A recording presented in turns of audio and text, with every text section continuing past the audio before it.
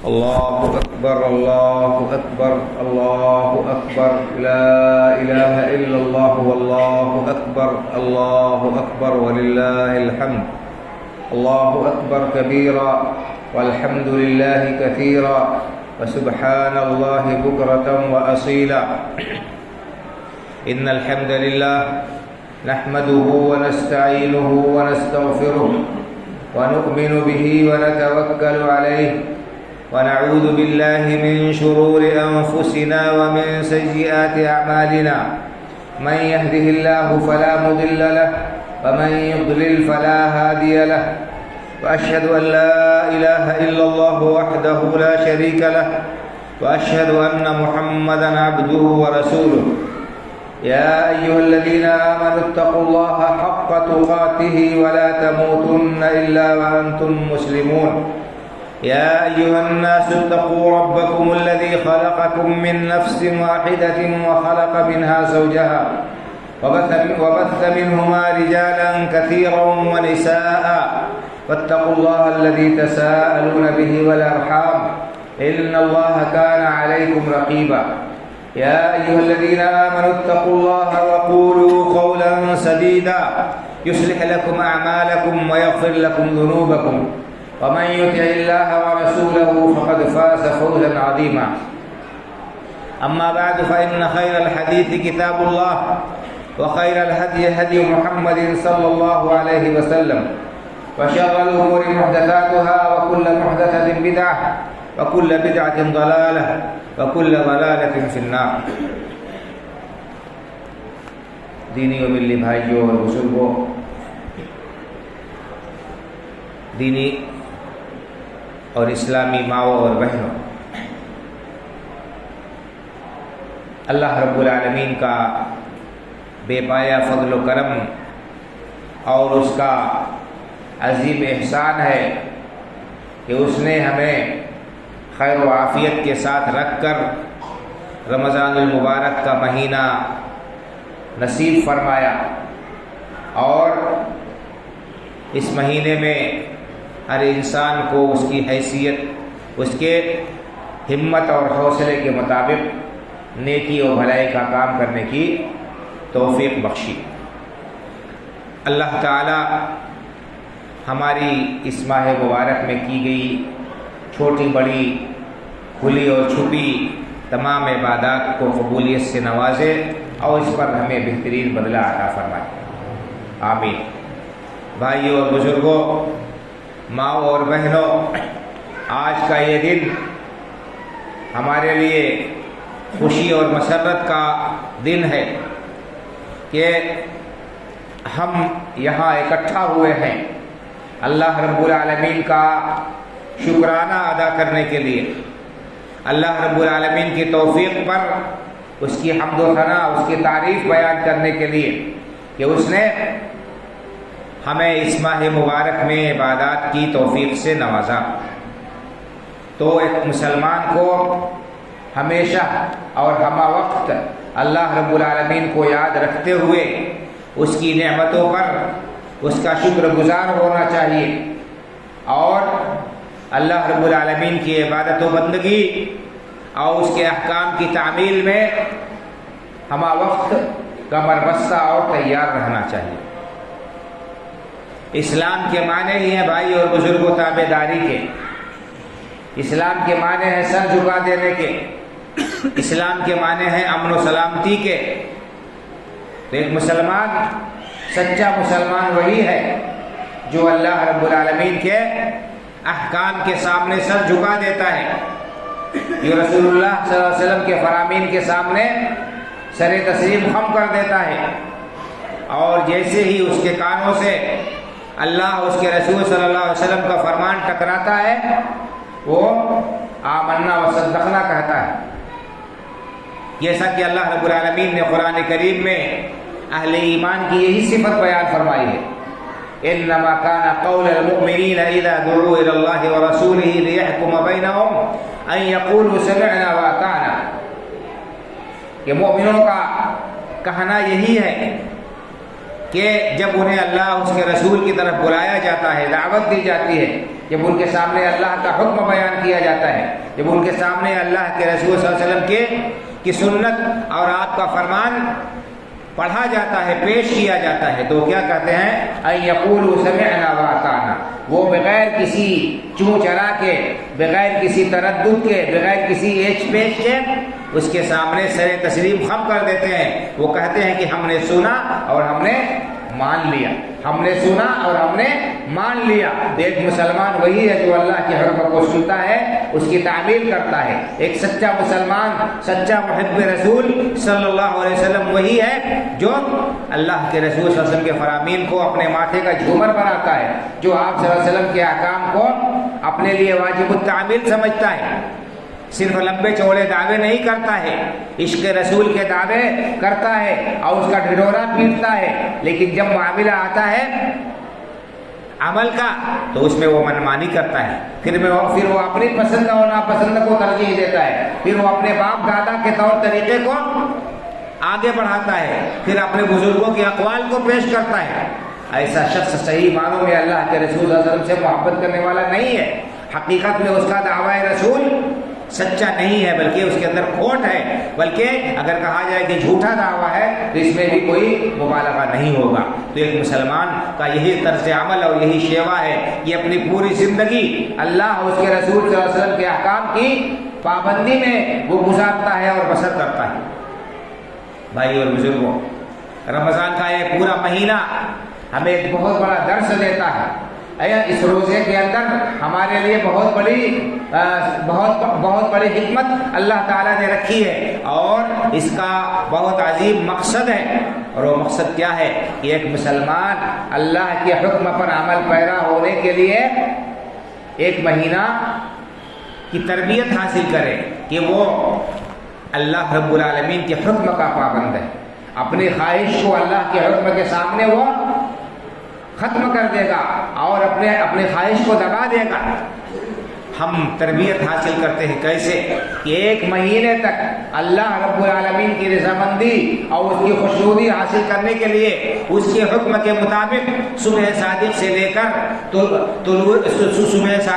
کر غروب آفتاب تک، سورج ڈوبنے تک حلال چیزوں سے، کھانے پینے سے اور میاں بیوی آپسی تعلقات سے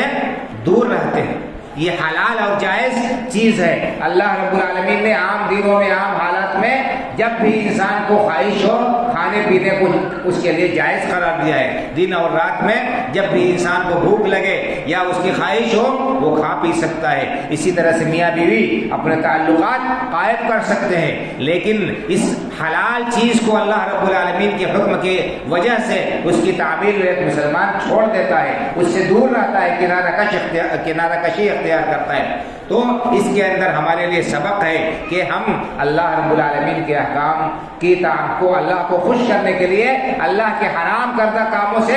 بدرجہ اولا بچیں گے۔ جن کاموں کو اللہ رب العالمین نے ہمارے لیے ہر حال میں حرام قرار دیا ہے ان سے ہم ہر حال میں بچیں گے، ان سے احتراز کریں گے، ان سے پرہیز کریں گے۔ یہ بہت ہی نامعقول بات ہے بھائی اور بزرگوں، اور یہ بہت ہی مضحکہ خیز چیز ہے، قابل ملامت یہ امر ہے کہ ایک انسان اللہ کے حلال کام کو چھوڑے لیکن حرام سے پرہیز نہ کرے۔ اللہ رب العالمین نے جھوٹ بولنا ہر حال میں حرام قرار دیا ہے، گالی گفتاری، بد زبانی، تہمت، الزام تراشی اللہ رب العالمین نے ہر حال میں حرام قرار دیا ہے۔ ظلم کرنا، کسی کا مال ناحق ہڑپ لینا، کسی کی عزت و آبرو پر حملہ کرنا، کسی کو متہم کرنا، یہ تمام کام اللہ رب العالمین نے حرام قرار دیے ہیں، ہر حال میں حرام قرار دیے ہیں۔ تو ایک مسلمان کے لیے ضروری ہے کہ ان تمام حرام کاموں سے ہر حال میں بچے، اس سے دور رہے، اپنی پوری زندگی اللہ کے رسول صلی اللہ علیہ وسلم کے لائی ہوئی شریعت کے مطابق بسر کرے۔ دین صرف چند ظاہری چیزوں کا نام نہیں ہے، دین صرف مسجد تک محدود نہیں ہے، دین صرف چند ظاہری شعائر کا نام نہیں ہے بھائی اور بزرگوں، بلکہ دین پوری زندگی کے ہر موڑ کو محیط ہے، اور اسلام کی تعلیمات زندگی کے ہر مسئلے میں پیدائش سے لے کر موت تک کوئی مرحلہ ایسا نہیں ہے انسان کا جس میں اسلام اسلام نے تعلیم نہ دی ہو، جس میں اسلام نے ہمارے لیے واضح ہدایات نہ دی ہو۔ بچہ پیدا ہونے سے پہلے، شادی ہونے سے پہلے اسلام نے تعلیم دی ہے کہ ہمیں کیسا جوڑا ڈھونڈنا چاہیے، اپنے یعنی کیسی بیوی تلاش کرنی چاہیے، کیسا اس اپنی بیٹی کے لیے شوہر تلاش کرنا چاہیے، یہ ساری تعلیمات دے دی ہے اسلام نے۔ اگر ہم اس کے مطابق اپنے بچوں کی شادی بیاہ کو اسی معیار کو مد نظر رکھیں بھائی اور بزرگوں، تو پھر ہمارا گھر، ہمارا گھرانہ، ہمارا خاندان امن و سکون کا گہوارہ ہو جائے گا۔ پھر گھروں میں اختلافات نہیں پائے جائیں گے، پھر ناچاکیاں نہیں ہوں گی، پھر لڑائیاں نہیں ہوں گی، پھر اختلافات نہیں ہوں گے، پھر دوریاں نہیں ہوں گی۔ اللہ کے رسول صلی اللہ علیہ وسلم نے کیا فرمایا مرد لڑکے کے انتخاب کے لیے کہ اذا اتاکم من ترضون دینہ وخلقہ فزوجوہ الا تفعلوا تکن فتنة فی الارض وفساد عریض۔ اگر تمہارے پاس کوئی ایسا لڑکا تمہاری لڑکی کے لیے پیغام نکاح دیتا ہے جس کے دین سے اور جس کے اخلاق سے تم راضی ہو، تو اس لڑکے کو اپنا داماد بنا لو، اس کو منتخب کر لو، اس سے اپنی لڑکی کی شادی کر دو۔ اگر ایسا نہیں کرو گے، دیندار کو ٹھکرا دو گے، با اخلاق کو ٹھکرا دو گے اور دنیا داری مد نظر رہے گی، تو زمین میں بڑا فتنہ فساد برپا ہوگا، زمین میں بڑا فتنہ فساد برپا ہوگا۔ آج دیکھ لیجیے، لوگ دینداری کو مد نظر بہت کم رکھتے ہیں، زیادہ تر دنیا داری کو، لڑکا کیا کما رہا ہے، اس کس پوسٹ پر ہے، اس کی کیا حیثیت ہے، یہ ساری چیزیں دیکھی جاتی ہیں۔ اس کے بعد داماد خریدا جاتا ہے منہ مانگے دام پر، پھر بھی ہماری بیٹی کو چین سکون نصیب نہیں ہوتا ہے، پھر بھی ہماری بہت ساری بیٹیوں کو زندہ جلا دیا جاتا ہے، ان کو زہر کے گھونٹ پینے پڑتے ہیں، کوئی پنکھے پر لٹک کر اپنی جان دے دیتی ہے، کوئی اور کچھ کرتی ہے۔ کیوں؟ اس لیے کہ ہم نے دینداری کو، جو اللہ کے رسول نے فرمایا کہ اگر دینداری کا خیال نہیں رکھو گے تو زمین میں بڑا فتنہ فساد برپا ہوگا۔ آج بڑا فتنہ فساد برپا ہوگا ہے، لڑکے کو کے انتخاب میں دینداری کو ہم نے پیچھے چھوڑ دیا ہے، اس کی وجہ سے معاملات کتنے خراب ہو رہے ہیں بتانے کی ضرورت نہیں ہے۔ اسی طرح سے لڑکی کا انتخاب کیسے کیا جائے، شریعت نے اس کی بھی تعلیم ہمیں دے دی ہے اور بتا دیا ہے کہ تنکح المرأة لأربع لمالها ولجمالها ولدینها ولحسبها ولدینها فاظفر بذات الدین، اور کما قال صلی اللہ علیہ وسلم، آپ نے فرمایا کہ لڑکی کے انتخاب میں عام طور پر 4 معیار اور پیمانے لوگوں کے ہوتے ہیں۔ کچھ لوگ لڑکی کا انتخاب کرتے ہیں بہو لانے کے لیے، کیسی لڑکی منتخب کرتے ہیں جس کے پاس بڑا مال ہو، خوب جہیز لے کر آئے گی، اپنے پاس گھر نہیں ہے لیکن جہیز کا کے لالچ میں بڑے گھرانے کی طرف دوڑتے ہیں، مال کی وجہ سے لڑکی کا انتخاب کرتے ہیں۔ ولی جمالها، کچھ لوگ حسن و جمال پر مرتے ہیں کہ کتنی خوبصورت حور اور پری ہونی چاہیے، اور کچھ لوگ کیا کرتے ہیں حسب نسب و خاندان دیکھتے ہیں، بڑے اونچے خاندان کی ہے۔ ولدینها، چوتھا معیار کیا ہے، دینداری۔ بہت کم لوگ دینداری کا خیال کرتے ہیں۔ فاظفر بذات الدین تربت یداک، آپ نے فرمایا کہ تو تم دیندار لڑکی کے ساتھ کامیابی حاصل کرو۔ اگر کامیاب زندگی بسر کرنا چاہتے ہو، خوشگوار زندگی بسر کرنا چاہتے ہو، تو دیندار لڑکی اپنے گھر میں لاؤ۔ دیندار رہے گی، اللہ سے ڈرے گی اور اللہ کے حقوق کو بھی ادا کرے گی اور شوہر کے حقوق کو بھی ادا کرے گی، ہر ایک کا پاس و لحاظ رکھے گی، اور اگر اللہ تعالیٰ اسے نعمت سے نوازے گا تو وہ اترائے گی نہیں، بے قابو نہیں ہوگی، اور اگر خدا نخواستہ حالات خراب رہے، تنگدستی رہی، تو وہ تمہیں پریشان نہیں کرے گی، تمہاری عزت نیلام نہیں کرے گی، جہاں وہاں شکایت نہیں کرے گی۔ تو شریعت نے پورے احکام دے دیے ہیں اور بتا دیا ہے کہ ہم اپنے گھر کی بنیاد کیسے رکھیں۔ تو اسی طرح سے مرنے میں کیا ہونا چاہیے، موت کے وقت کیا ہونا چاہیے، یہ ساری باتیں بتا دی گئی ہیں۔ بچہ پیدا ہوتا ہے تو کیا ہونا چاہیے، تفصیل میں جانے کی ضرور ان کا یہ مقام نہیں ہے، نہ موقع اور گنجائش ہے۔ بہرحال کہنے کا مطلب یہ ہے کہ ہمیں اللہ رب العالمین کے احکام کا پابند ہو کر زندگی بسر کرنا چاہیے۔ اگر دنیا میں امن و سکون چاہتے ہیں، دنیا میں اطمینان چاہتے ہیں، خوشگوار زندگی چاہتے ہیں، اپنے گھروں کا ماحول اطمینان بخش چاہتے ہیں، تو ہمارے لیے دین پر عمل کرنا اور دیندار جو ہے ماحول بنانا بہت ہی لازمی اور ضروری ہے بھائی اور بزرگوں۔ اللہ رب العالمین نے قرآن کریم میں ارشاد فرمایا، یا ایھا الذین آمنوا اتقوا اللہ حق تقاتہ ولا تموتن الا وانتم مسلمون، اے ایمان والو اللہ سے ڈرو جیسا کہ ڈرنے کا حق ہے، اور دیکھو تمہیں موت نہ آئے مگر اس حال میں کہ تم مسلمان ہو، موت نہ آئے مگر اس حال میں کہ مسلمان ہو۔ اس ہم میں سے کس کو پتا ہے کہ اس کی موت کب آئے گی؟ بڑھاپے میں آئے گی، جوانی میں آ جائے گی، بیمار پڑیں گے، اچانک دنیا سے رخصت ہو جائیں گے، دن میں انسان کی وفات ہو جائے گی، رات میں سویا رہے گا، سویا ہی رہ جائے گا، کچھ پتہ نہیں، موت نہ آئے مگر اس حال میں کہ تم مسلمان ہو۔ یعنی اپنے آپ کو اسلامی تعلیمات کا پابند بناؤ، اپنا سونا جاگنا، اٹھنا بیٹھنا، کھانا پینا، اپنی تجارت، لین دین، سارے معاملات شریعت کے مطابق بسر کرو، جب بھی تمہیں موت آئے گی اسلام پر موت آئے گی۔ اسی طرح اللہ رب العالمین نے کیا فرمایا کہ یا ایھا الذین آمنوا ادخلوا فی السلم کافہ ولا تتبعوا خطوات الشیطان، اے ایمان والو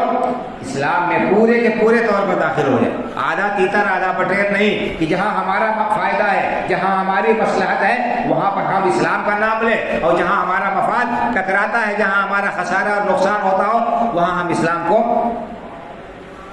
طاق پر رکھ دیں، وہاں پر ہم اسلامی تعلیمات کو مد نظر نہ رکھیں، وہاں پر ہم دنیاوی عدالتوں کا سہارا لیں، وہاں ہم دنیا داری کرنے لگے۔ یہ اسلام نہیں سکھاتا ہے۔ ایک مسلمان کا شیوا اور شعار یہ نہیں ہے، ایک مسلمان کا شیوا اور شعار یہ ہے کہ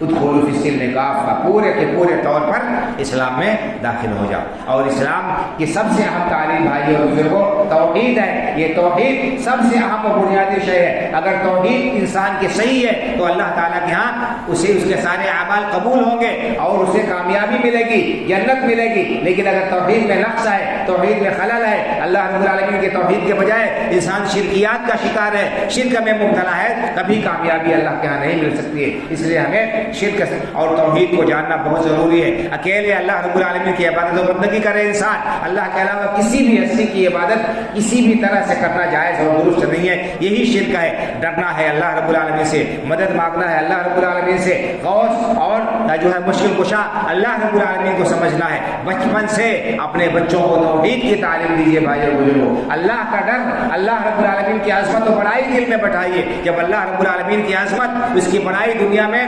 انسان کے دل میں بیٹھ جائے گی، پھر دنیا کی کسی چیز سے وہ نہیں ڈرے گا، پھر دنیا کی کسی چیز، کوئی چیز اس کے لیے پریشانی کا باعث نہیں بنے گی۔ آج ہمارا عقیدہ کتنا کمزور ہے یہ کہ انسان بلی سے ڈر جاتا ہے، راستہ کاٹ دیتی ہے تو بلی سے ڈر جاتا ہے۔ ایک انسان اتنا بد عقیدہ ہو گیا ہے کہ اگر الو کی آواز سن لیتا ہے تو وہ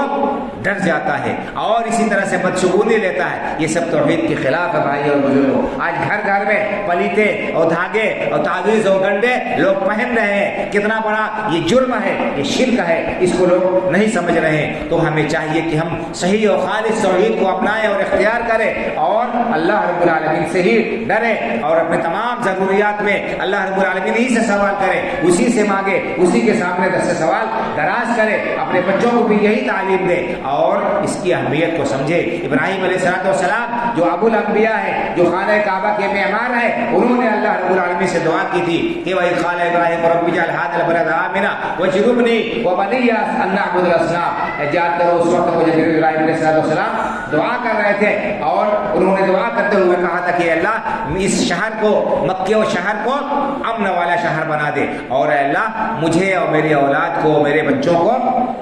بتوں کی عبادت سے بچا لے۔ سبحان اللہ۔ ابراہیم علیہ السلام کے بارے میں کون سوچ سکتا ہے کہ وہ شرک کریں گے، لیکن اپنے اولاد کے بارے میں فکر کر رہے ہیں، سوچ رہے ہیں، ان کے عقیدے کے لیے اللہ رب العالمین سے دعا کر رہے ہیں اور تعلیم دے رہے ہیں۔ تو ہمارے لیے ضروری ہے کہ اپنے اولاد کے عاقبت کی فکر کریں، آخرت کی فکر کریں، اور ان کا عقیدہ صحیح اور درست کریں، ان کے اخلاق کو صحیح کریں، نمازوں کا پابند بنائیں۔ یہ ماؤں کی بہت بڑی ذمہ داری ہے کہ بچپن سے اپنے بچوں کی صحیح تعلیم و تربیت کریں، اور ان کے اوپر نگاہ رکھیں، اور انہیں کلمہ سکھائیں، انہیں دعائیں سکھائیں، صبح و شام کے اذکار سکھائیں، خود بھی نماز کی پابند ہوں اور اپنے بچوں کو بھی پابند بنائیں۔ بچپن سے جب ہم بچوں کو دینی تعلیم کا پابند بنائیں گے، انہیں نماز روزے کا پابند بنائیں گے، انہیں قرآن کریم کی تعلیم دیں گے، خود تلاوت کریں گے، بچوں کو سکھائیں گے، تو یہی ماحول ہوگا اور گھر کا ماحول اچھا بنے گا۔ اور اگر ہم نے چھوڑ دیا اپنے بچوں کو یوں ہی، ان کی خبر گیری نہیں کی، تو ہزاروں دشمن پڑے ہوئے ہیں ابلیس کے علاوہ، ابلیس کے کارندے۔ یہ موبائل ہر ہاتھ میں ہے، ہماری اولاد یقیناً برباد ہو جائے گی، اس کے اخلاق خراب ہو جائیں گے، عزت و آبرو پامال ہوگی، اس کے بعد ہم روئیں گے، پچھتائیں گے، افسوس کریں گے، کچھ حاصل ہونے والا نہیں ہے۔ اس لیے اپنے اولاد کی فکر کریں اور ان کی صحیح تربیت کریں، اور ان کے عقیدے کی اصلاح کے سلسلے میں بہت زیادہ حساس رہیں۔ اللہ رب العالمین اس دن کو ہمارے لیے باعث خیر و برکت بنائے، اور ہم نے ایک مہینے رمضان میں جو تربیت حاصل کی ہے اللہ تعالیٰ اس کا اثر باقی رکھے، اور اسی طرح سے ہمیں نمازوں کا پابند بنائے، قرآن کریم کی تلاوت کرنے کی توفیق عطا فرمائے، اس کو سمجھنے اور اس پر عمل کرنے کی اللہ تعالیٰ توفیق عطا فرمائے۔ ہم نے جو کچھ بھی خیر و بھلائی کے کام کیے ہیں ان کو باقی رکھیں، ان کو برقرار رکھیں، بند نہیں۔ ہم صرف فصلی اور موسمی مسلمان نہ ہوں، ایک مہینے کے ہم مسلمان ہیں، پھر 11 مہینے ہم غافل رہیں، نمازوں سے غافل رہیں، صدقات و خیرات سے غافل رہیں، ذکر و اذکار سے غافل رہیں، قرآن سے دور ہو جائیں، ایسا نہیں ہونا چاہیے۔ اللہ رب العالمین ہماری اطاعت کو، ہماری عبادات کو قبول فرمائے، اور یہ دین ہمارے لیے ہر طرح سے باعث خیر و برکت بنائے، اور اللہ رب العالمین آئندہ بھی اپنی مرضیات پر چلاتا رہے، اسلام پر زندہ رکھے، ایمان پر ہمارا خاتمہ ہو، آمین۔ اقول قولی ھذا واستغفر اللہ لی ولکم ولسائر المسلمین فاستغفروہ انہ هو الغفور الرحیم۔ ان اللہ وملائکتہ یصلون علی النبی یا ایھا الذین آمنوا صلوا علیہ وسلموا تسلیما۔ اللهم صل علی محمد وعلى آل محمد كما صليت على إبراهيم وعلى آل إبراهيم إنك حميد مجيد۔ اللهم بارك على محمد وعلى آل محمد كما باركت على إبراهيم وعلى آل إبراهيم إنك حميد مجيد۔ عباد الله رحمكم الله، إن الله يأمر بالعدل والإحسان وإيتاء ذي القربى وينهى عن الفحشاء والمنكر والبغي يعظكم لعلكم تذكرون، ولذكر الله أكبر والله يعلم ما تصنعون۔